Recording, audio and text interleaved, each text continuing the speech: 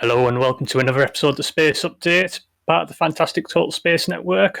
Coming up on today's show, we're talking with Dr. Jonathan Gardner from NASA Goddard, talking about James Webb Space Telescope and a whole lot more. I'm your host Ryan, and joining me today is... I'm Mikko, the host of Deep Dive Fridays. I'm Rich LB, co-host of Becoming Multiplanetary. And I am Kage, also co-host of Becoming Multiplanetary.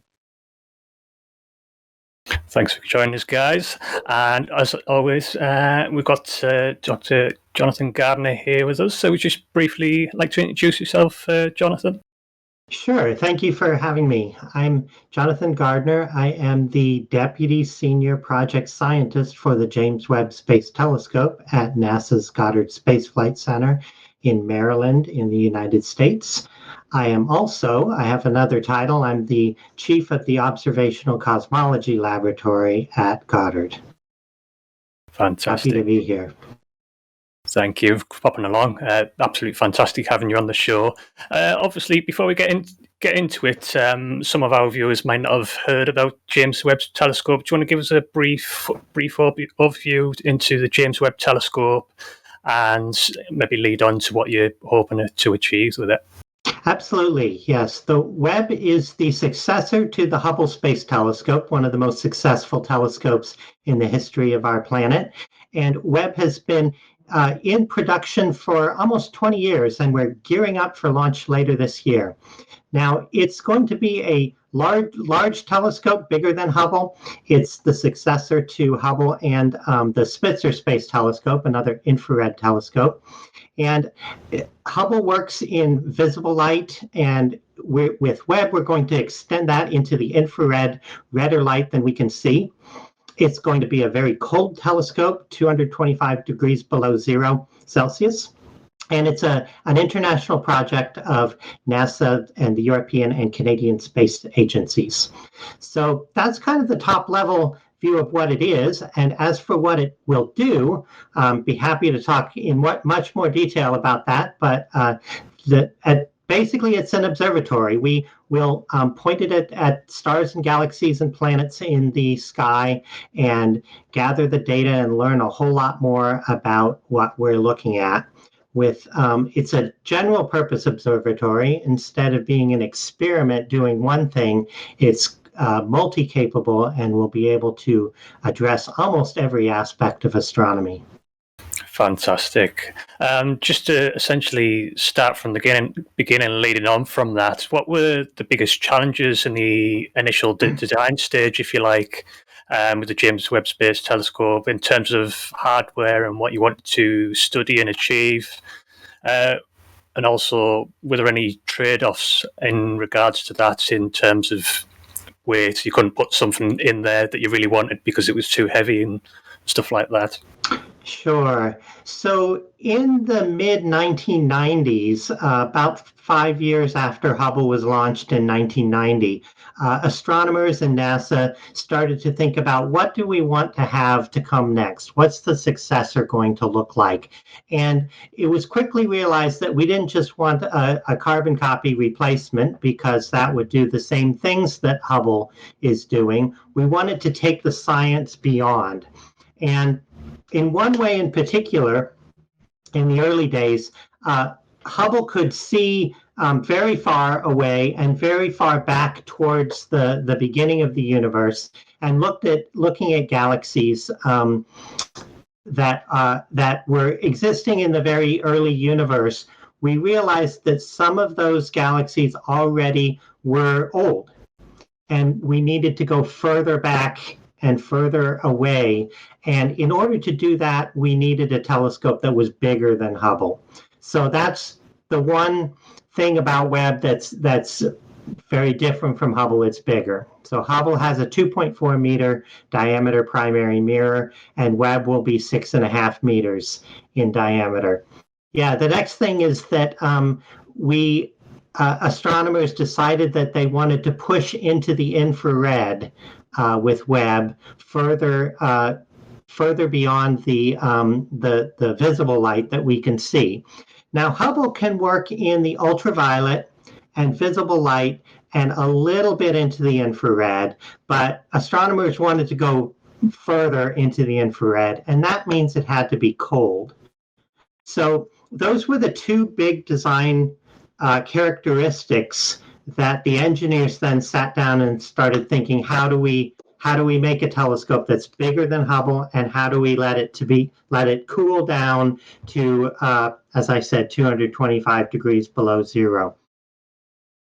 So to make it bigger, we had to have a foldable telescope. The 6.5 meter diameter mirror has to fit inside a 5 meter diameter rocket. So we had to fold the whole thing up. It had to be lightweighted. So the Webb is actually only about half of the mass of Hubble, but a much bigger telescope. And that led us to having a segmented mirror design. So if you look at the mirror of Webb, you see 18 hexagons put together into the primary mirror. And in comparison, Hubble is a single piece of glass.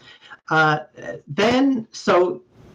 Webb had to be foldable, and it's a lower mass. And then another trade is that in order for it to cool to these very cold cryogenic temperatures, we had to get it away from the Earth. So Hubble's in what's called low Earth orbit. It orbits the Earth every 90 minutes, and when it goes on the daytime side of the Earth, the sunlight is shining on it, and the Earth light is reflected back onto the telescope. It goes behind the Earth each orbit, and starts to cool off. But we wanted a telescope that would be cold all the time, and so Webb is going to be in a special orbit that is 1.5 million kilometers away from the Earth, called the second Lagrange point. And so those are the basic design criteria of Webb. Bigger than Hubble and cold, so it's sitting behind a giant tennis court-sized sun shield, allowing the heat of the telescope to just radiate into deep space. And the telescope is always on the dark side of this sun shield, and always shielded from both the sunlight and the Earth light. So those were the challenges, and that's makes for a very complicated space observatory, and that's why we've taken 20 years to build it. We're almost there. Almost. I know you had a storm during the testing. I heard that on the news and everything. Something about emergency delivery of liquid nitrogen during the testing. I know that's a cold running telescope and everything. Yeah, absolutely. The testing of the telescope and the instruments was done in a vacuum chamber, what we call a thermal vacuum chamber or cryogenic vacuum chamber. So we put it into this giant chamber at the Johnson Space Center in Houston, Texas, pumped out all of the air, cooled it down using liquid helium down to its operating temperature. And that was an interesting chamber, because that vacuum chamber was built for Apollo, and the lunar astronauts, the Apollo astronauts, practiced walking in their spacesuits inside this same chamber that Webb went into. That was a couple of years ago, and we got hit by Hurricane Harvey, which dumped 51 inches of rain onto the Houston area during that time. A lot of heroism by the people who were running the test. I mean, some of them had their houses flooding, and they were in there working on the Webb telescope testing. And at one point, it was running the risk of running out of the cryogens, running out of the liquid nitrogen. And some people got on the phone with the company president and got a special delivery to the Houston area to get that in there, so we wouldn't have to warm up the telescope and stop the test.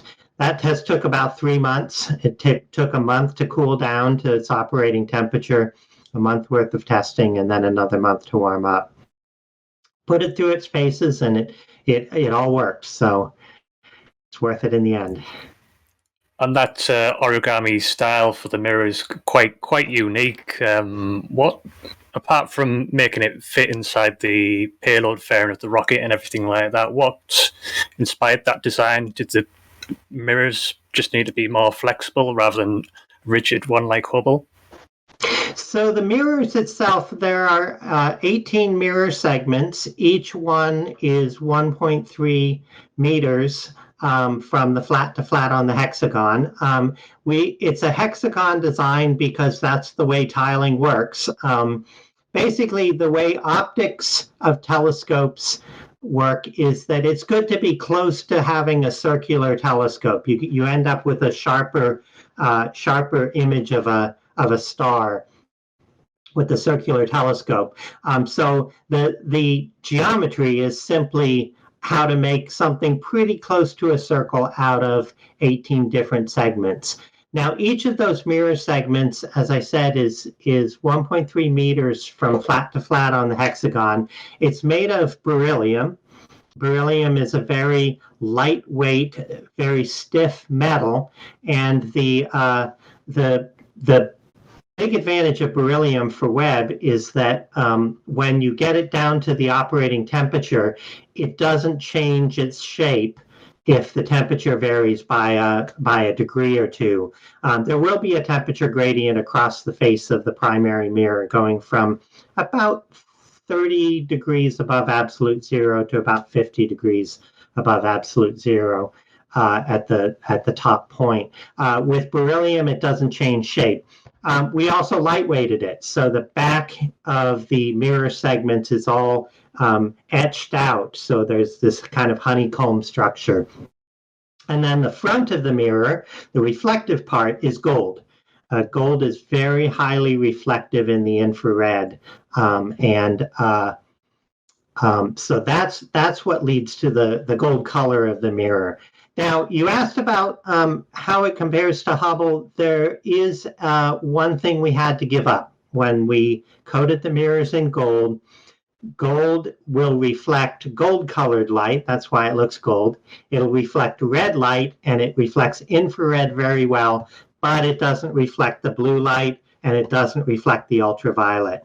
So Hubble has been an ultraviolet and visible light telescope. There is some overlap in the light that you can see, but I'll tell you what astronomers really are looking forward to, since Hubble is still going strong, is using the two telescopes together. So we're planning to use Webb to follow up all of the discoveries that Hubble has made, but we want it to go the other way as well. We learned something about a star or a galaxy or a planet in the infrared, and we'll say, oh, I wonder what that looks like in the ultraviolet. And so we'll still have Hubble. As long as it keeps going, we'll be using the two telescopes together. Fantastic. Do you want to come in, Kage or Rich, with a quick question or anything? Yeah, absolutely. So can you walk us through the process of preparing James Webb for its mission? So from the launch until the last of its 30-day deployment, can you just walk us through what that looks like? Sure. Should we run the video that shows the deployment sequence? Is that what you'd like to do?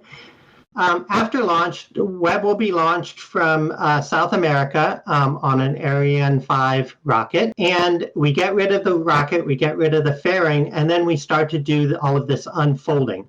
First thing to come out is the solar panels to provide power and a communication antenna. And then we will start to fold out the 5-layer sun shield that will protect the telescope from the sunlight and from the Earth light. You can see in the video the two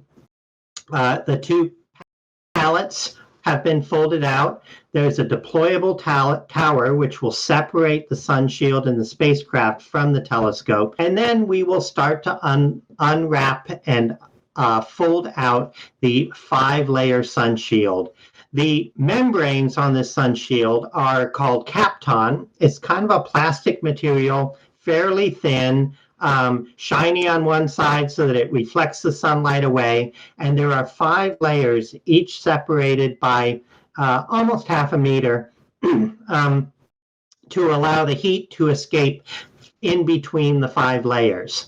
The last deployments then are the secondary mirror comes out on its 3-legged spider, and the 2 side wings of the primary mirror are folded out.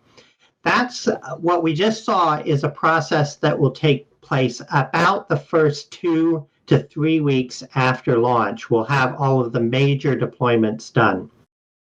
But then we need to turn 18 individual mirrors into one common optical surface. This is called phasing the mirror, and that actually will take 3 months. It's a 3-month-long process. So when we get all of the deployments done and we move the mirrors off of their kind of stowed configuration, we'll point the telescope at a bright star, and once it's cooled down enough that we can turn on the near-infrared camera, one of the main imaging cameras, we'll take a picture, and we will see 18 out-of-focus images of that bright star. So we then start to move each of the 18 mirror segments so that they line up together, so they're all pointed at the same place. And then we have to measure the phase, or whether the light that's hitting the mirror is being reflected back with the same wavelengths as the other mirror segments. That's a very long, complicated process of measuring whether the lights all phased up. It's also an iterative process, so we'll go through it, we'll get a pretty good picture image, then we'll undo it and redo it again, and then we'll start, once we got it perfect in one place in the field of view, one part of the picture, we will then extend that to the rest of that camera, the near-infrared camera, and once we can turn on the other 3 cameras, we'll make sure that they are phased up in focus as well. So that takes us to about 4 months after launch, and then we need to check out all of the instruments. There are 4 scientific instruments. I've mentioned the near-infrared camera. We have a near-infrared spectrograph. A spectrograph, as somebody puts it, it puts the fizz in astrophysics, going from astronomy pictures to astrophysics, of really understanding what we're looking at. So the spectrograph breaks up the light, and you can see the components, the chemical elements that make up what you're looking at. It also allows us to measure velocities through the Doppler shift. So that's the near-infrared spectrograph, and that's actually a contribution from the European Space Agency. We also have the mid-infrared instrument, which is the longest wavelengths that Webb can see. That's a camera that does both imaging and spectroscopy, and will be very powerful at studying the formation of stars and planetary systems within our own galaxy. And then finally, the 4th instrument was provided by the Canadian Space Agency, and that's a specialized camera designed to study a particular kind of extrasolar planet or exoplanet, as well as doing some again, some specialized things with planetary dust disks and distant galaxies. So after launch, we've got 1 month to do the major deployments and to cool down the telescope to the point where we can start using the instruments. 3 months to phase up the mirrors, get the mirror to work perfectly as a single optical surface, and 2 months to check out the instruments. And then at launch plus 6 months, we'll start to do the science that people are all excited about. Amazing, thank you. And there's a very complicated dance to this whole thing to get from leaving Earth's orbit to getting to the L2 Lagrange point where it'll finally rest. All the various puzzle pieces that have to fall into place in order to basically assemble itself. So what happens if there is any difficulties with these puzzle pieces unfolding and assembling? If there's any failures with those things, like for example, a tear in one of those sun shields, what kind of recovery options are in place? Well, so one of the reasons why it's taken so long to build this telescope is because of the process of making a major space telescope and observatory like this is also iterative. What we do is we will build a small component, like, for example, a detector to go into an instrument, and we'll test it and make sure that it works. And we'll shake it and blast it with sound as if it were being launched, and then we'll make sure that it still works. Then we put that detector into an instrument, into a camera, assemble the camera together, and we do the testing again. We put it into a vacuum chamber to make sure it works. We will shake it and blast it with sound, vibration, and acoustic testing at the instrument level. We put the instruments together into the compartment behind the telescope. We test it again. We assemble the telescope with the instruments, and that was the big test that we did at the Johnson Space Center in Houston that I mentioned earlier. Testing it again. And then finally, now we're in the process. We have assembled the telescope together with the spacecraft and sun shield. We put that whole thing through a simulated launch with the vibration and acoustic sound blasting, and did a final deployment test, doing testing the deployment of the sun shield and the telescope. We're now, having done that test, we're now in the process of the final assembly, folding it up, getting it into the launch configuration so that we can ship it to the launch site later this summer. All of that testing is is a process that NASA has worked out over the last 50 years or 60 years of the space program. It's a process that we've worked out to make sure that things will work when they get into space. To make sure that nothing's going to break due to the vibrations or the sound of the rocket, because we've already tested that on the ground. Things will work in vacuum, and they'll work in at the temperatures that they will see in space, again, because we've tested that in vacuum chambers on the ground. So yeah, it's a complicated process, a long process. I will say that during the deployments, we will be in constant communication with the spacecraft, of course, and we've got telemetry telling us where things are, how things have gone. If we push out the booms to pull out the sun shield and it doesn't look like it's right, we can back it up and try again. But at the end of the day, so we'll know what's where it is at every point, and we'll be able to try again if something's not working. There is also some redundancy. All of the electronics have dual electronics, so if side A has a component failure or something, we can switch to side B. We always aim at no single point failures. It would take two failures to actually have a really bad day.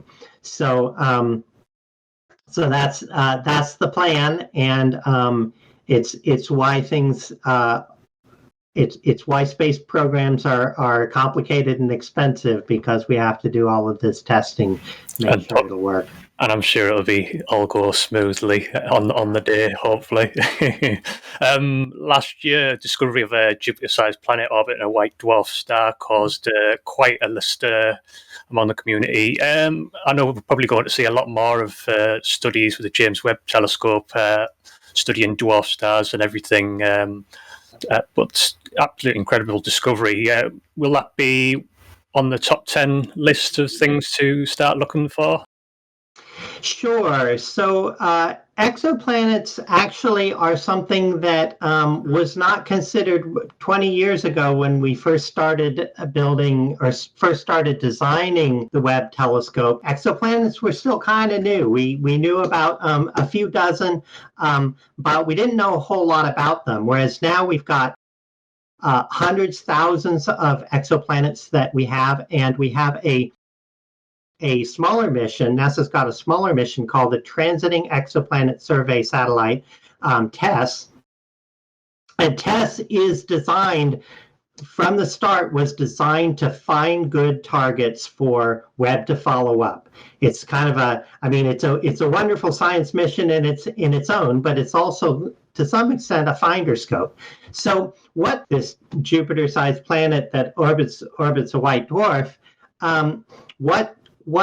that is a type, or that's an exoplanet that goes between the star and the telescope. It's just a chance alignment, but if you look at enough stars that have planets, some of them will go across the face of the star.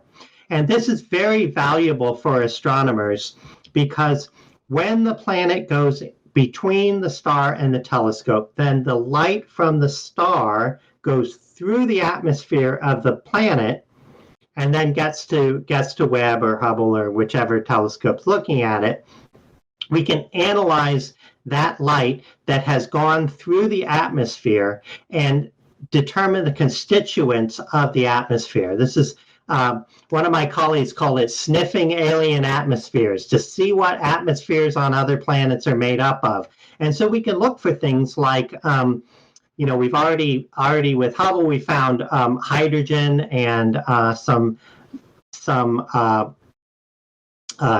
nitrogen, but with Webb, we'll be able to start looking for molecules like methane and carbon dioxide and water vapor, and look for the types of atmospheres that might be indicative of planets holding that would be conducive to having life on the planet, ozone, and so forth. That's a very exciting thing that Webb will be able to do, and we've got a long list of targets. Some of them were found, like this discovery that you mentioned. Some of them that were found by TESS, others that are found by ground-based telescopes and other projects. But the transiting exoplanets are sort of the most valuable for follow-up because we can look at their atmospheres. But we also have the capability of looking with finer detail and separating the planet from the very bright star that it's in orbit around and getting direct reflected light off of the planet, or emitted light if it has any. So we can do both those techniques, both what's called coronography, where we block out the light of the star and see the planet next to it, and then also transiting exoplanets. And as I mentioned, one of our instruments, the NIRISS, near-infrared imager and slitless spectrograph, has a special mode that is particularly designed to look at transiting exoplanets around stars that are fairly bright, like even perhaps some stars that you can see without a telescope. Those are bright, they're nearby often, and we can get because they're so bright, we can get the best data and learn the most about those kinds of planets. So yeah, we're looking for small rocky planets like the Earth-like planets. We're looking for the atmospheres of those planets, and hopefully we'll be able to see whether or not some of those planets might have liquid water on their surface. Or as somebody said, beachfront property is most valuable real estate in the universe. Yeah, that's absolutely fascinating. And we actually have a friend here on our server, Ryan McDonald, who is working on the project, and he has done the paper on the white dwarf opportunity. Oh. But I would like to ask you, the journey with James Webb has been long and complicated. What has been the highlight so far for you? So highlights of the project, I would say that one of the things that I'm most excited about what Webb can do is studying distant galaxies. This was actually the research that I did with Hubble, both before I started working on Webb and also my own scientific research continues. Working with Hubble to study the statistics of galaxies and the change in the average properties of galaxies over time. This is evolution of galaxies. This was the very first idea that that astronomers thinking about what the successor to Hubble should be came up with. They wanted to understand how galaxies change, and in particular, how can we see further back in time to when the first galaxies formed after the Big Bang? So that's the type of science that I'm most excited about. And you might be wondering how we can look backwards in time. And that's because as you look at things that are further away, it takes time for the light to travel from a distant star or a distant galaxy to the Earth, to our telescope. If it's the nearest star 4 light years away, it takes 4 years to travel, for the light to travel from there to here. So we see that star as it was 4 years ago. But with galaxies, the nearest galaxy is 1 million light years away, and distant galaxies can be billions of light years away. And the universe is 13.8 billion years old, so 13.8 billion years since the Big Bang. And Hubble can take us to galaxies that are within the first billion years after the Big Bang. That's how far we can see with Hubble. But when we look at those galaxies, some of them appear to us to have evolved stellar populations. So the stars in the galaxies are indicative that they're already several 100 million years old. So to see the first the first galaxies that formed in the universe, we need to go further than Hubble. And that's the initial motivation for a telescope that's bigger than Hubble and that goes further into the infrared. So looking backwards to when the first galaxies form, it's kind of a paradigm of physics that if you can specify the initial conditions, if you know what something's like when it first started, it's much easier to understand changes over time. So how the gas from the that started in the Big Bang turned into galaxies, evolved over time to be galaxies like our own Milky Way with stars and planets in them. So that's the science I've been most motivated by. And I'll tell you, there's a really cool piece of technology in our near-infrared spectrograph that will make that science easier. And that's a microshutter array. So this is a MEMS device. MEMS stands for Micro Electromechanical Systems, MEMS. It's basically a moving part on a chip, on a computer chip. So we have an array of tiny windows. Each window is 100 by 200 micrometers, so 1/10 and 2/10 of a millimeter. And each of these windows is individually openable or closable by sending commands to the telescope.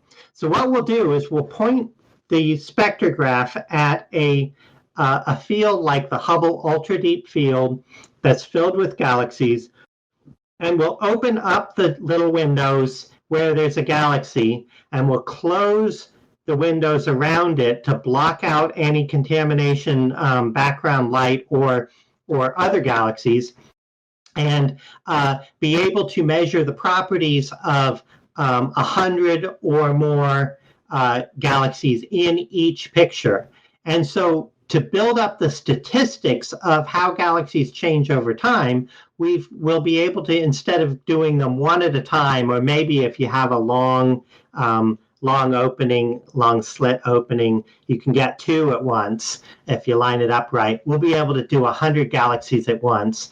And this will give us the statistics to understand things like the formation of the heavy elements over time. How did the elements build up in stars and be redistributed through supernova and then form into later generation stars?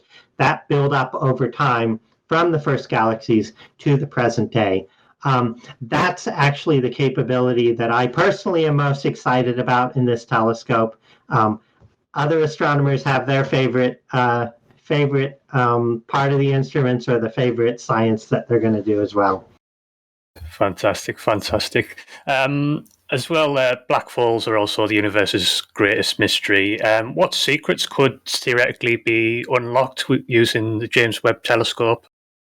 Sure. So black holes are, by their nature, they're black in and of itself. They don't emit any light. However, anything falling into a black hole will get heated up as it falls down. Basically, the gravitational energy as things fall into a black hole heats it up and makes it glow. Black holes will also tear apart anything that's falling into it. So something that starts out as a star, if it gets too close to a black hole and starts to fall in, it'll get ripped into pieces and turned into a stream or even a disk of material around the black hole. That disk will heat up and start to fall in. As material falls in over time, the black hole then gets bigger. It accumulates mass. And so Webb will be very good at studying this, how black holes grow over time, particularly black holes that are in the center of galaxies. We have shown with Hubble, astronomers have shown with Hubble and other telescopes that pretty much every large galaxy has a black hole in its center, whether or not it's a bright one. If it is very bright, it's called a quasar. If it's moderately bright, it's called an active galactic nuclei, or AGN. And then some black holes in galaxies, you can only tell they're there because they're of the effect on the stars in the galaxy, their motions, but they're not. It's not emitting light. But there's a black hole at the center of most galaxies, including our own Milky Way, and determining what powers these black holes, how they accrete matter, and how they grow, and what causes the emission. Often these disks around black holes are very dusty. They've got lots of the heavier elements that build up into little pieces of dust, and that dust will block visible light. But the infrared light that Webb will see can get through dust clouds, kind of like radio waves can go through even the walls of your house and get into your Wi-Fi receiver on your computer. Infrared light can get through dust clouds, and so we'll be able to see into the inner parts of these disks around black holes, see how they're powered, and also a really interesting thing is that since every galaxy has a big black hole at its center, there's a relationship between the size of the galaxy and the size of the black hole. And that means that galaxies and black holes grow together. They change over time together. And figuring out why that happens and how it happens will be one of the goals of Webb for studying black holes. Amazing. That sounds amazing. Yeah, that really does. Dr. Jonathan, I was wondering whether you could talk to us today at all about LUVOIR. What could you share with us today about LUVOIR? Sure. So just as in 1995, astronomers got together and started thinking about what should come after Hubble, astronomers now are starting to think about what comes after Webb. And in fact, every 10 years, there's a process run by the United States National Academy of Sciences, which will look at all of the ideas that people have. It's a really big process and results in a book-length report. And it's done every 10 years, so it's called a decadal survey of astronomy and astrophysics. And that provides the recommendation to NASA, to the National Science Foundation, and this year also to the Department of Energy within the United States about what each of the agencies should do in the area of astronomy and astrophysics. So the Webb telescope, it wasn't called that then, but in the 2000 decadal survey was the #1 priority. So NASA said, all right, we've had this as an idea, let's just start building it now.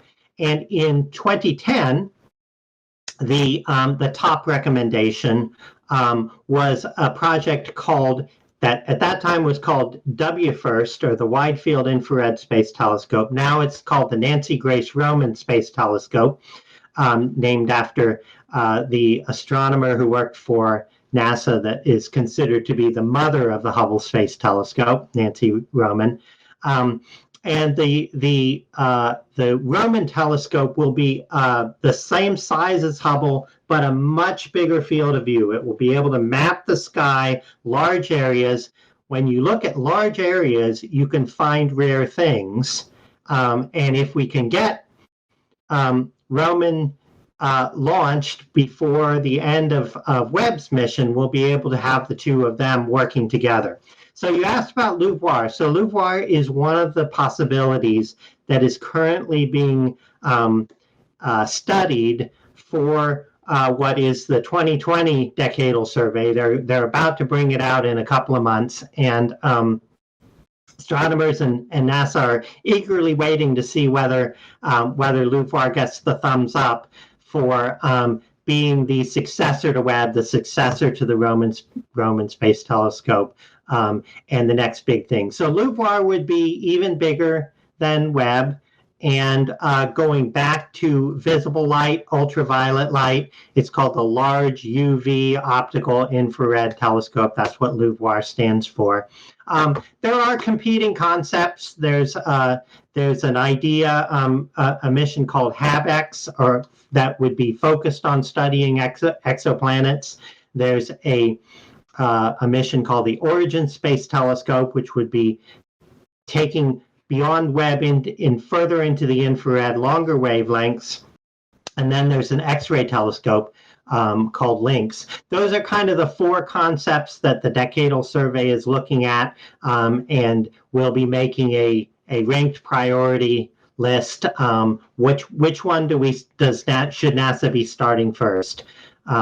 So LUVOIR is better even than Webb at studying exoplanets and looking for either the conditions of life or possibly even what astronomers would call biomarkers, which would be things in the atmosphere of an exoplanet that probably can only be there because there's life on that planet. So that's something that's probably beyond the capabilities of Webb, although astronomers will certainly be looking with Webb to look for the conditions of life. But Webb will probably be able to tell us whether or not a planet has liquid water on its surface. Is it the right temperature for water-based life? But seeing things like ozone and methane in disequilibrium, the way they are in the Earth's atmosphere, the ozone and the methane in the Earth's atmosphere is maintained by life on Earth. Perhaps directly, if you can see the color of chlorophyll, that's an indication that you've got plants. And again, if you looked at the Earth from space, and you could see that there are green forests, there are plants. You can see the colors of chlorophyll. Those kinds of things are beyond Webb, but that's what LUVOIR is designed to do. Amazing. We talked about things coming online and offline and everything, but we've seen the likes of Mars Insight and the Juno mission, getting mission extensions recently. Would you fully expect James Webb Telescope to last double or triple its planned operational use, a bit like Hubble's continually ongoing? Right. So with Webb, we have only one thing that gets used up over time, and that is fuel. So Webb is in orbit around the second Lagrange point. That's not a stable point. It doesn't just stay there. We have to use the rockets, the thrusters, to maintain that orbit. So we'll be firing the rockets about every 3 weeks during the course of its mission. Not using a lot of fuel, but it does use up the fuel that we have on board to maintain that orbit. If we didn't do that, it would drift away from the L2 point and get too far away from the Earth. The other thing that we need to do with those rockets is manage the angular momentum of the observatory. So when we point the telescope, the sun shield acts like a sail, and the sun will push on it and impart angular momentum into the telescope. And then we point in a different direction and it builds up in a different way. We store that angular momentum in reaction wheels, and every so often we need to use the thrusters to get rid of that angular momentum into space. Again, about every 3 weeks we'll use the rockets. And Webb will carry 10 years of fuel. So 10 years is the nominal lifetime of the mission, because when we run out of fuel, then we no longer can operate the observatory. But it's always good to carry some extra just in case. And so we've topped up the tanks all the way to the top. And so we do have extra fuel. How much extra fuel, we won't know until after the launch. And that's because some of that fuel in the tanks is there just in case the launch doesn't go quite right. So if we get a really good launch that puts us right onto the track to the L2 point, exactly the way we want it, then that extra fuel directly translates into extra lifetime. And there's a lot of leverage on that. We could be getting, 5 years longer, maybe even more than that. So the prospect of having Webb continue to work well into its second decade is a very real possibility. The nominal prime, what's called the prime mission, is actually only 5 years, but that's really just a planning thing. We've got the budget for 5 years in the plan, but just like Hubble, we know that NASA is going to keep it going as long as it works.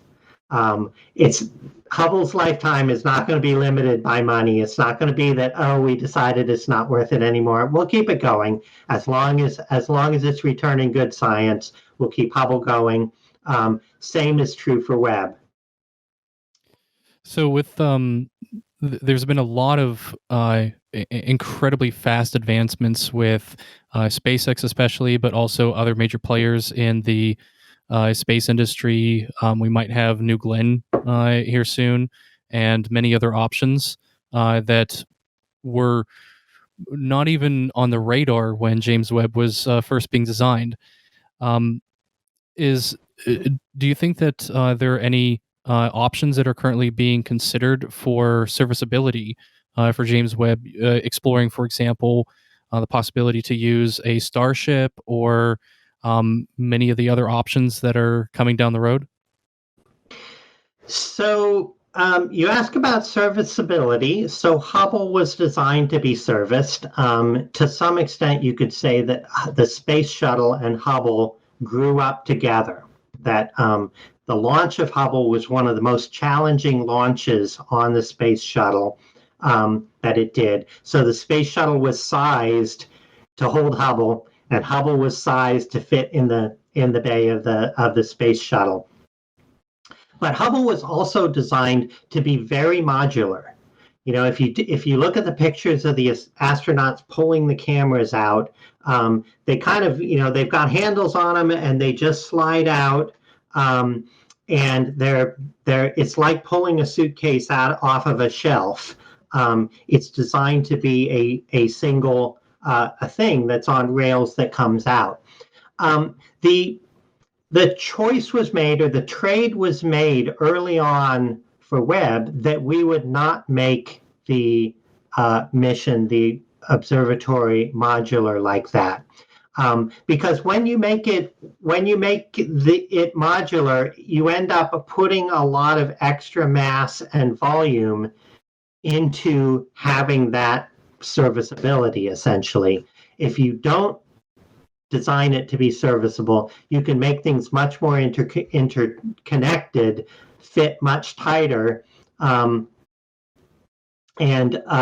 you can put one instrument in the middle and then you can put another one on the outside, and that's the way Webb was designed, basically to make it lower mass and more capability in the same amount of mass, the same amount of volume.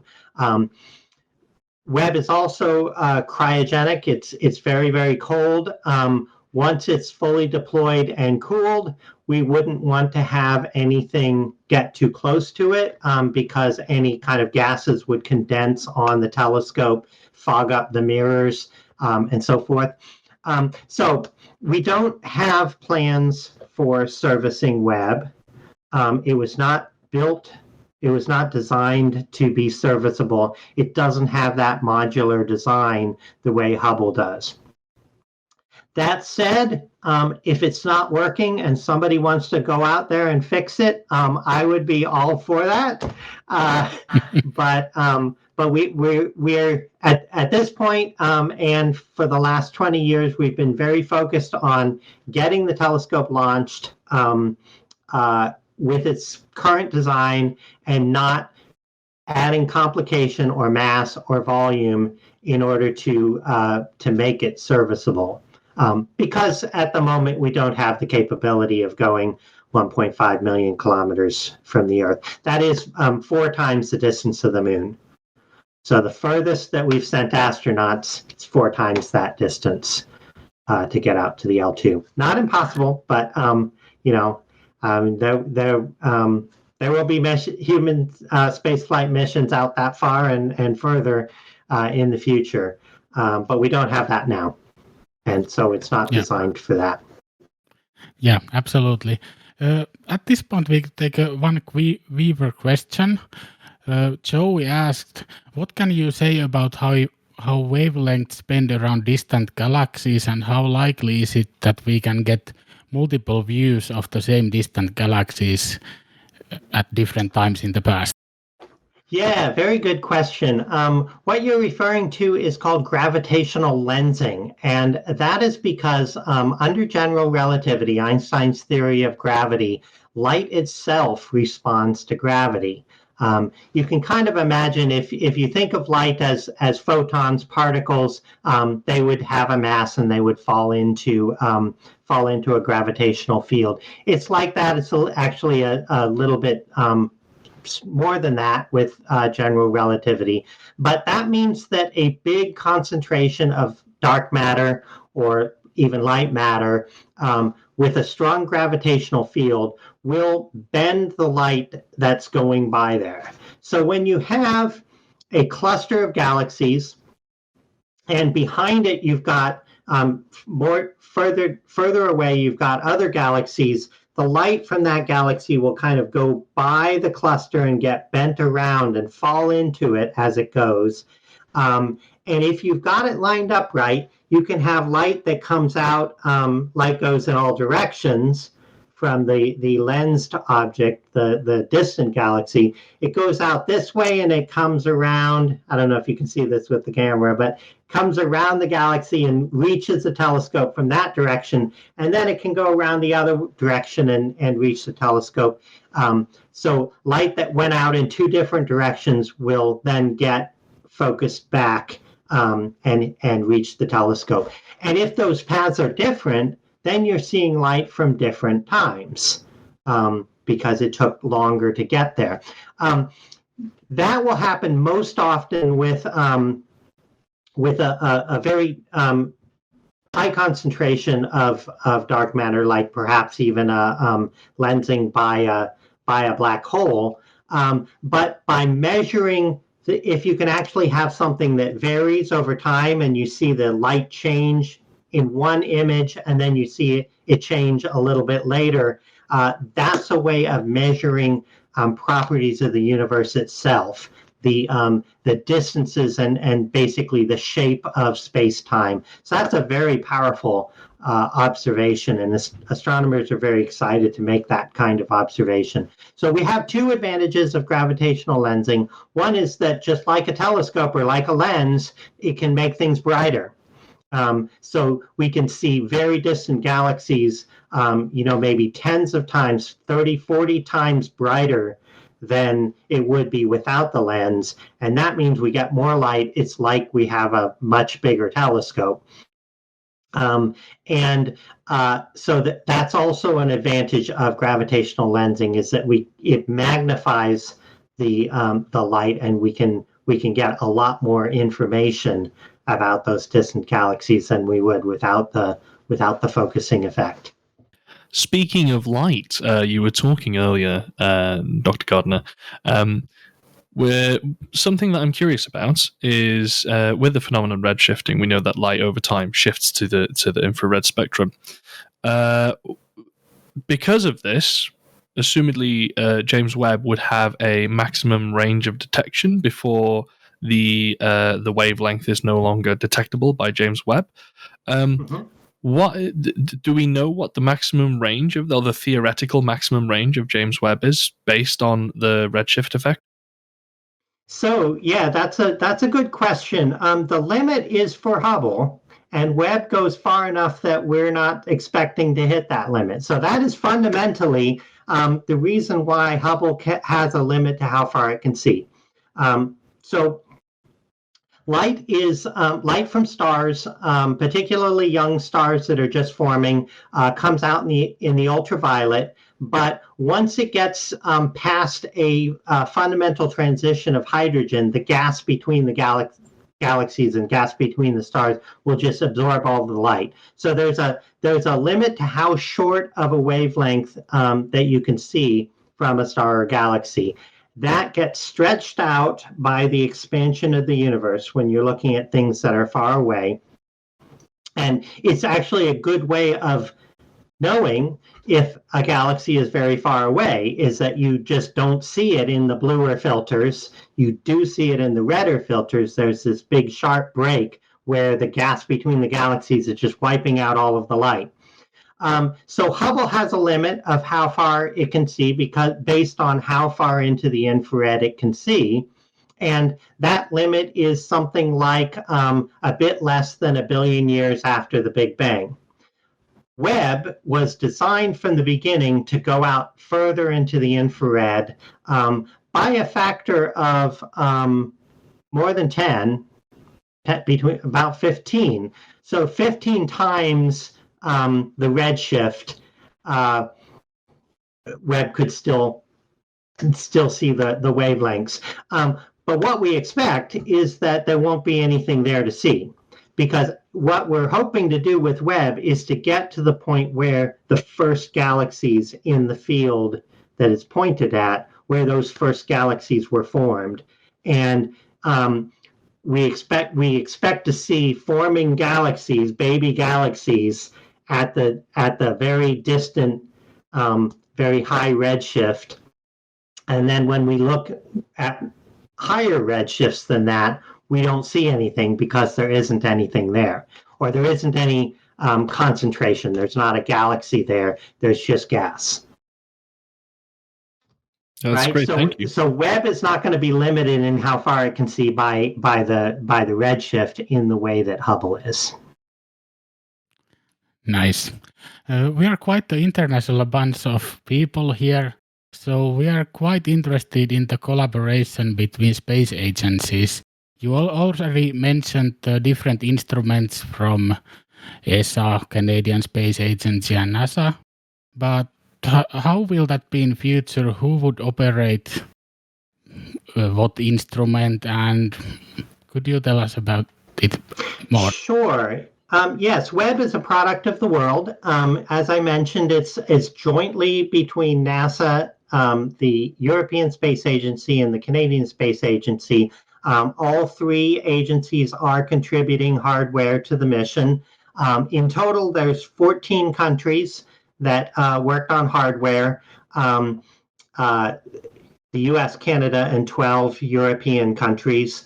All of the partner states of ESA contributed at least money and software and so forth. But it's an open process for what science we do. So NASA's the lead. So we run every year. We will run a open competition to select the very best ideas for where the telescope should be pointing. And the time on the telescope is allocated by hours. So there's 8,600 hours in a year. And each year we will take up to that number of proposals, up to, some proposals will be smaller, 10 hours. There'll be some big proposals with 100, 200 hours, maybe even bigger. But each year there's an open competition, and astronomers from around the world send in their proposals for what they would like to do and how much time they want on the telescope to do their project. Those proposals are read by a team of scientists. About upwards of 200 scientists are involved in this review, all in different panels for different science areas. They pick the best science, and that's what we'll do. And then a year later, we'll have another call. We're right in the middle of that for the first year. The proposals went in at the end of November. There were almost 1,200 proposals. Something like 45 different countries contributed proposals, proposals from around the United States and Europe, of course, Canada, but also Asia, Australia, just all around the world. There were astronomers who would write their proposals. And NASA, ESA, and CSA, we want to do the best science that this telescope can do. This is a product of the world, and it's a contribution to the world. Everybody should benefit. So the peer review has just met. They just finished making their decisions. It's now in the final review stage, and in probably about 2 to 3 weeks, the first year of observations will be announced, what projects we'll be doing, and it's open to anyone around the world. Speaking of international collaborations here, we heard that you have a little bit of an international connection yourself. Yeah, so after my PhD, so my history is I went to college at Harvard, got a bachelor's in astronomy, and then went to graduate school at the University of Hawaii. There is a bit of a space story in that. While I was an undergraduate, the summers after my third year and fourth year of University of College, I was a summer intern at the Goddard Space Flight Center, where I work now. Had a project working with a camera for the Spitzer Space Telescope. And I graduated. I got my degree in 1986, which was a very not a pleasant year for space. That was the Challenger accident. I wanted to work in space astronomy in some kind of space field, but with the Challenger accident, that it was clear that was going to delay the launch of Hubble. The launch of Hubble was originally going to be late in 1986. Instead, it was launched 4 years later once they got the shuttle flying again. So with that, I decided to give up on space for a while anyway, and I went to Hawaii where they have the big ground-based telescopes. I did my PhD in 1992 from Hawaii, and I got a NATO fellowship to go to the University of Durham in the north of England, which has a very strong department in cosmology and the study of galaxy evolution. I was there for on the NATO fellowship, and then again as after that, I was picked up as a University of Durham postdoctoral researcher. I was there for 4 years, and then by 1996, Hubble had been launched in 1990.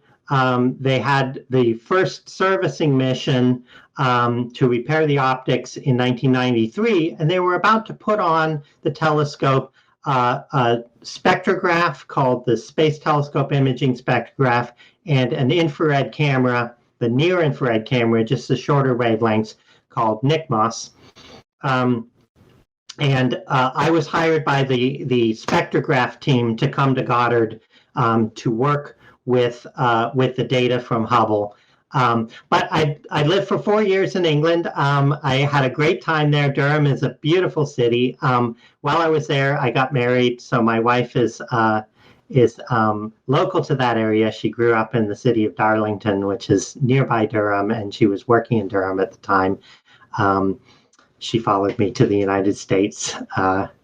And here we are. We have 3 kids. We've been married for 25 years. Fantastic. Just jumping to Hubble, as you mentioned it there, it's obviously near the end of its operational life. What would you like to see happen with it? Salvage some parts for public display somehow? I know we've got some future salvage missions to try and bring space junk back down to Earth, or try and just get rid of it altogether. Or would you like to see maybe at least recover a portion of it or something like that, maybe to put it within a museum rather than, because I believe the theory at the moment is just to deorbit it in some form. Yeah, so first of all, as I mentioned earlier, we'll keep it going as long as it goes. As long as it keeps working, as long as it keeps able to do science, we will keep Hubble going because it's actually working very, very well right now, well past its design lifetime, but unlike Webb, it doesn't have anything that gets used up. In low Earth orbit, you don't need fuel to maintain the orbit. It does have, it will eventually come down. The orbit it's in, there is enough residual atmosphere to just slow it down a little bit over time. And that I think that the current prediction is sometime in the 2030s, it would deorbit, it would come down. And we can't let it just fall because you can't have a big thing like that fall on the ground where there might be people. So the current plan is to go up with a steerable rocket to steer it into the Pacific so it doesn't land on people. When it was first built, the idea was that it would be brought down by the space shuttle at the end of its lifetime to put in a museum. The decision was made after 2 space shuttle accidents that it wasn't worth that risk just for a museum piece, iconic as it is. So we don't have a plan to bring it down. It's I know your viewers understand this pretty well, but it's as hard to land something as it is to launch something. It's hard to bring something down safely and have it come down safely as it is to launch, and to some extent as expensive. So of course, people are thinking about what happens. The astronomers, I think the world hopes that Hubble keeps going for a number of years. As I mentioned earlier, we would love to see Hubble and Webb working together because they are complementary. Webb is a successor, it's not a replacement. So we want to keep Hubble going as long as it can. And what happens at the end? Well, we'll need to keep it safe, but of course, people are thinking about maybe we could send another mission up there to get it going again, or to boost it to an even higher orbit. Who knows? Yeah. It's been absolutely fantastic to have you on there, Dr. Jonathan Gardner. Absolutely fantastic. We could quite possibly just talk all night with yourself. I'm sure everyone else feels the same here. Obviously, after the show here, we'll got some questions from the viewers, but I've just got to wrap up the show here now, because otherwise we'll just be going on for hours on end, I think. Thank you for joining us on this week's episode, everyone. I've been Ryan from the Space Update. I've been Mikko, the host of Deep Dive Fridays. I've been Rich LB, co-host of Becoming Multiplanetary. And I've been Kage, also co-host of Becoming Multiplanetary. Thank you very much. I've enjoyed talking to you. Thank you very much, Jonathan. And big thank you to everyone listening, to all our Patreon supporters. Anthony Mann, Warhawk, Angry Astronaut, Howard Walker, Sammy Oscuro, What About It, To the Future, Gaio Pagalari, Framrick, Susie, and Marco. If you would like to support what we do here at Total Space Network and gain access to exclusive content, early access, and to chat to guest show hosts after the show, like today, head over to patreon.com/Total Space. And where else can you find us, guys? You can find us on totalspace.net. We have a, well, it's not so new anymore, but newish website. You can also find us on various social media platforms, including on Twitter, Total Space Net. We have a not so active Instagram currently, but we do have one. But you can find all of our socials on totalspace.net. And just before we wrap up, actually, Dr. Gardner, do you have anywhere where we could find you on the internet and follow your work? Well, so you can learn about the Webb telescope at web.nasa.gov. So watch us as we ship it down to South America, and we count backwards in French because it's an Ariane 5 launch, and hit the big red button and off to L2.